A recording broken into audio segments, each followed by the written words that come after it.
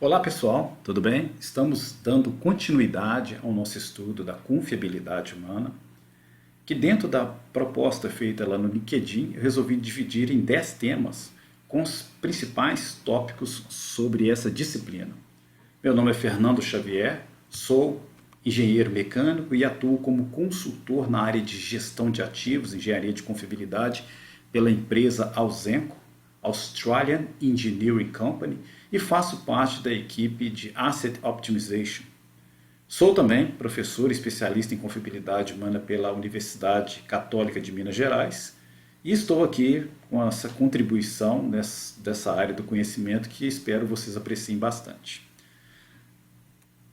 Hoje vamos falar do tópico número 2, que são os erros humanos e as grandes tragédias decorrentes desses erros. O tema 1, definições e resumo histórico, nós já falamos, né, há cerca de uma semana pelo menos, e agora vamos entrar nesse tópico que vai tratar de um assunto mais sensível, que são justamente as consequências de erros humanos, né? O impacto deles nas nossas vidas e também nos nossos negócios, nas empresas. Tudo isso será tratado nesse tema 2. Vamos primeiramente abrir aí com algumas manchetes, né? Entre 80% e 90% dos acidentes em indústrias de processos químicos se deveram a falhas humanas. Erros humanos respondem em média por quase 60% dos incêndios em refinarias. Veja a fonte aí, estou sempre deixando a fonte bem clara, é um assunto tratado em 86, mas que hoje não difere muito do que acontece nos dias de hoje. A maior parte dos incêndios em refinaria continuam tendo como causa alguma falha humana. Nos últimos 10 anos, e dessa vez, né, aqui ó, 2019, nos últimos 10 anos, 82,7% dos 2.283 registros potenciais de acidentes aéreos tinham alguma relação com falha humana. Veja que dado importante esse. 82,7% de mais de 2.000 eventos potenciais de acidentes aéreos tinham uma ligação com alguma possibilidade, estava dentro do contexto de uma falha humana. Dados do Ministério do Público, né, do Trabalho, aqui do Brasil, né, uma notícia também bem recente, aqui, ó, 15/2/2021, revelam que 90% dos acidentes fatais com caminhoneiros ocorrem por falha humana. Falha também na área de cibersegurança na indústria responde por 36% dos incidentes. Nesse caso aqui, segurança de informações, de alguma forma, nós cometemos alguma falha que leva-nos a perder informações ou colocá-las em risco, né? Entre outros aspectos. E agora uma notícia que eu tirei essa semana, né? Busquei e coloquei aqui bem atualizado. Após erro humano, 15 milhões de doses da vacina Johnson & Johnson contra a Covid-19 foram perdidas. Então essa informação saiu aí no jornal também, já vários meios de comunicação. Imagine vocês nesse momento em que nós estamos aí, né, em busca de vacinas, muitos países aí ainda nem iniciaram direito à vacinação. O Brasil vem sofrendo muito, né, com essa pandemia. 15 milhões de doses seria assim uma bênção nesse momento. E aí aconteceu uma falha que provocou essa perda, né? É importante. Então, vejamos, todos podemos ter consciência da importância de nós nos preocuparmos com a questão da confiabilidade humana. As falhas humanas são as maiores causas de acidentes no trânsito, no trabalho e também no lar. Às vezes a gente acha que não, mas muitas das vezes temos uma forte segurança, um forte comprometimento com os aspectos de segurança no ambiente de trabalho, mas no trânsito e em casa nós descuidamos muito. Temos que ter muita atenção para esse aspecto. Às vezes, é claro que nós não podemos imaginar que nossa vida possa, que os nossos lares possam ter o mesmo desempenho e os mesmos recursos que uma empresa, né, no que tange aos aspectos de segurança. Mas é muito importante a gente ter a atitude e o hábito de manter os mesmos cuidados com relação às nossas ações dentro de casa e também no trânsito. Ora, se respeitar as leis, respeitar também as condições das nossas casas, não improvisar coisas, não usar ferramentas inadequadas, não fazer gambiarras, né? Não trabalhar e não mexer com aquilo para o qual nós não temos a suficiente perícia para lidar. Busque sempre profissionais mais qualificados para mexer na parte de elétrica, hidráulica, subir em coisas em altitude, né? Acima de uma faixa considerada de segurança. Tudo isso é muito importante. O lar e também o trânsito trago muitas notícias de incidentes graves com perdas significativas. Agora vamos entrar numa parte relacionada aos aspectos das tragédias, né? Infelizmente temos que abordar isso dentro do nosso tema de hoje. Vamos falar do acidente químico lá em Bhopal, vamos falar também do acidente de Chernobyl, e também trazer a questão lá desse acidente aéreo lá da Lamia, né, com a Chapecoense. Foram os 3 temas que eu considerei mais interessantes. O primeiro pela gravidade, por ter sido o acidente mais grave que se tem notícia. O segundo pelo impacto que problemas de comunicação, desinformação provocam. E o segundo por uma questão que envolve uma transgressão, uma violação. Então são 3 aspectos diferentes de acidentes de alta gravidade. O acidente lá na Índia, em Bhopal, em 1984, né, aí está as imagens aí da Union Carbide, uma empresa química que fabricava produtos, insumos para a área agrícola, pesticidas, né, produtos nessa linha. Numa noite lá de dezembro de 1984, ali no dia 2, dia 3 desse mês, 40 toneladas do gás isocianato de metila vazou, causando o mais grave acidente industrial da história.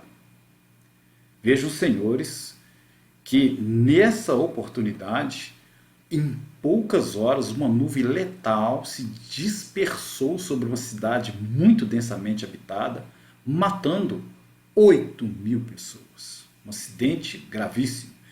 E teve muitas mortes depois desse período, né? Calcula-se que algo aí em torno próximo de 15.000 pessoas tenha morrido. E a causa desse acidente, como estamos mostrando aí na imagem, 6 medidas de segurança criadas para impedir vazamento desse gás, as 6 medidas fracassaram. E todas elas com um enorme grau de redundância. E por que não falharam? Elas não eram eficientes para o propósito a que eram destinadas, ou apresentaram falhas, ou simplesmente estavam desligadas, né? Não estavam atuantes. Vejam só. Então, situações que envolvem falha humana, descuido com as questões de manutenção, de conservação, entre outros aspectos, levaram a essa perda, né? Então, quer dizer, 6 barreiras foram vencidas devido a problemas de comprometimento com as questões de manutenção. Problemas estruturais também, que a empresa já estava numa fase de encerramento das suas atividades. E ela teve continuidade por pressão de autoridades locais e dos próprios trabalhadores. E aí acabou que não cuidaram bem dos aspectos lá da manutenção, da conservação, levando a essa tragédia. As imagens são muito chocantes. Eu extraí essas imagens de um filme disponível lá no YouTube. E aí o que vocês estão vendo são vários corpos, né, de crianças, mulheres, adultos, diversos. Inclusive esse acidente trouxe um grave problema sanitário, né, porque para resolver uma questão dessa, com tantos corpos empilhados, trouxe também outros tipos de doenças e contaminação, um problema bastante sério que entrou aí para a história como o mais grave acidente industrial. O de Chernobyl foi um acidente que teve proporções, digamos assim, mais internacional. Atingiu países dentro de um contexto de uma Guerra Fria nos anos 80. Houve quem dissesse até nessa ocasião que esse evento tenha sido até proposital da União Soviética, né? Aí está a imagem aí do reator, da explosão, né? Que espalhou Imaginem vocês, espalhou uma massa assim, de produtos radioativos, né, que 400 vezes mais radioativo que a própria bomba de Hiroshima. Então, é um evento muito grave, atingiu toda a Europa Oriental, Escandinávia e chegou até o Reino Unido. Uma nuvem radioativa com um potencial 400 vezes maior do que a bomba de Hiroshima em termos de radioatividade. E, né, agora as imagens aí, aéreas, né, do acidente, as causas estão ligadas a falhas de comunicação e tomadas de decisões equivocadas dentro do contexto ali do incidente. À medida que as coisas iam acontecendo, né, as instalações obsoletas, problemas técnicos diversos, então num contexto desse, onde você tem problemas estruturais e mão de obra pouco experiente ou pouco treinada, questões também que envolvem arrogância, né, entre chefes e funcionários, levaram a tomadas de decisões erradas que levou ao dano da explosão do reator e todo o problema que aconteceu. Foi um dos fatores que contribuíram para o fim da União Soviética e mudança, inclusive, no cenário, no contexto de poder, na ocasião, nos anos 80 ali.